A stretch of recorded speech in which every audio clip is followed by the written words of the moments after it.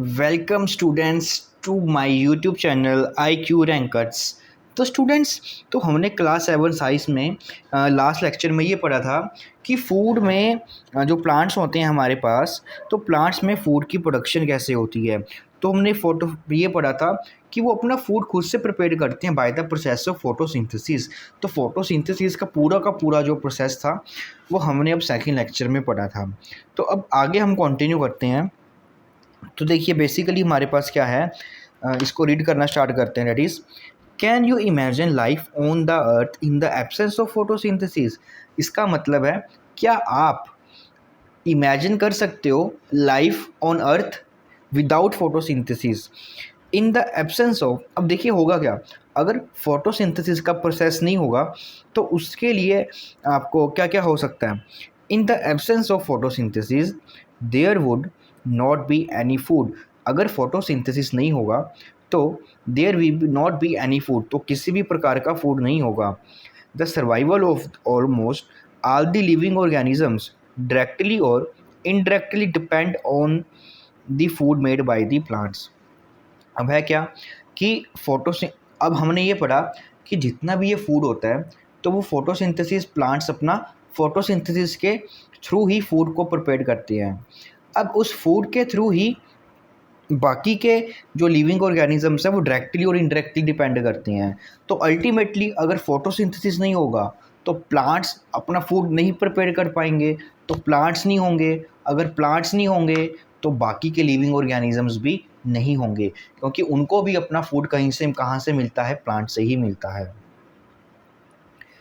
Besides oxygen, which is essential for the survival of all the living organism, is produced during photosynthesis।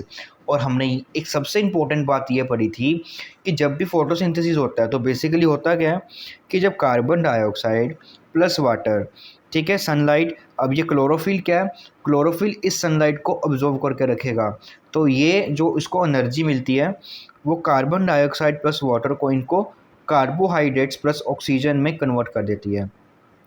Means जो plants हैं हमारे वो carbon dioxide को intake करते हैं और ऑक्सीजन को रिलीज़ करते हैं। ठीक है, वही लिखा हुआ है कि इन the absence of photosynthesis life would be impossible on the earth. सबसे इम्पोर्टेंट दूसरी बात क्या होगी कि अगर प्लांट्स नहीं होंगे तो जो ये ऑक्सीजन रिलीज़ हो रही है तो वो भी नहीं होगी। तो ना तो फूड होगा ना ही ऑक्सीजन होगी। अगर ये दोनों चीज़ें नहीं होंगी तो ह्यूमंस या बाकी के एनिमल्स भी अर्थ पे सर्वाइव नहीं कर सकते। During photosynthesis chlorophyll containing cells of leaf in the presence of sunlight use carbon dioxide and water to synthesize carbohydrates. The process can be represented as equation। तो स्टूडेंट्स आपको ये इक्वेशन को याद रखना है। इक्वेशंस क्या है हमारी कि कार्बन डाइऑक्साइड प्लस वाटर, यहाँ पे एरो के साथ आपको ये सनलाइट और क्लोरोफिल जरूर लिखना है, क्योंकि अगर आप क्लोरोफिल नहीं लिखोगे तो डैट मीन्स सनलाइट नहीं मिलेगी। तो सनलाइट नहीं मिलेगी तो ये रिएक्शन कभी नहीं होगा। तो ये इंपॉर्टेंट है, बच्चे ये लिखना भूल जाते हैं। यहाँ पे आपको मार्कर लेना है कि सनलाइट और नीचे ये क्लोरोफिल जरूर लिखना है। और आपको बाद में क्या मिलता है, कार्बोहाइड्रेट्स प्लस ऑक्सीजन।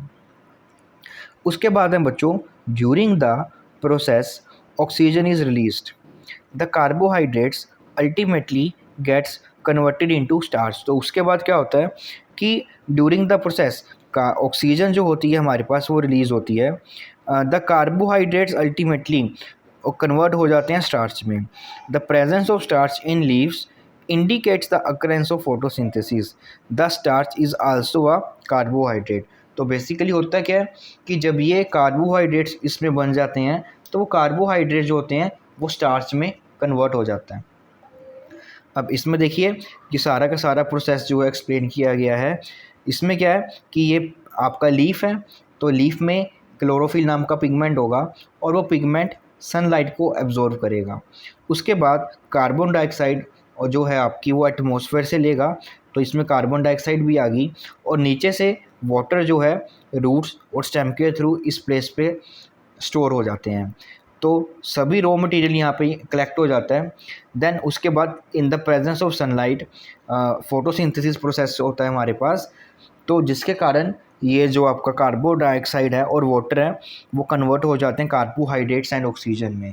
देन उसके बाद कार्बोहाइड्रेट सिंपलर कंपाउंड जो होते हैं हमारे पास स्टार्च में कन्वर्ट हो जाती है, और वो स्टार्च फिर इस सारे के सारे प्रोसेस के थ्रू पूरे प्लांट में डिस्ट्रीब्यूट हो जाता है। तो इसी तरह से पूरा का पूरा जो फूड होता है वो प्रिपेयर्ड होता है इन प्लांट्स में।